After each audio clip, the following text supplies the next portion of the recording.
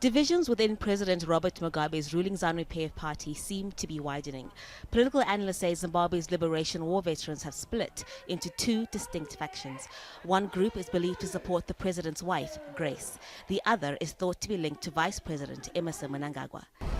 These veterans and their children feel Grace Mugabe has too much influence over her 92-year-old husband. Mr. Mugabe, who is out of touch with the reality, he now listens to none other than his dear wife. And the security men are scared to tell him the truth for fear of reprisals, and now just tell him that which he wants to hear. In July, some senior war veterans were arrested, charged and accused of undermining the authority of the president. They had called Mugabe a dictator, blamed him for the ailing economy and demanded he step down. Political analysts say their trial is ultimately about succession.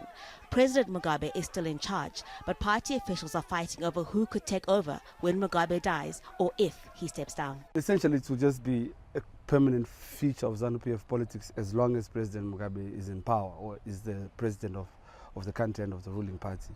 So it's going to be drawn out, it's going to be a continual back and forth between the two feuding war veterans factions, and eventually the determination as to who wins is still up to the president himself.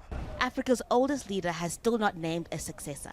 He says there is no need to because he's not yet ready to go. President Mugabe has been in power for 36 years, largely because of support from the war veterans. They were instrumental when land was seized from white farmers during the government-sponsored land reform program. Some hold important positions in the military and government. Analysts say details on how serious the infighting is within Mugabe's ruling party could become more apparent the longer this trial drags on, as powerful groups jostle for influence and power, preparing for a Zimbabwe without President Mugabe. HARU MUTASA, Al Jazeera, Harare.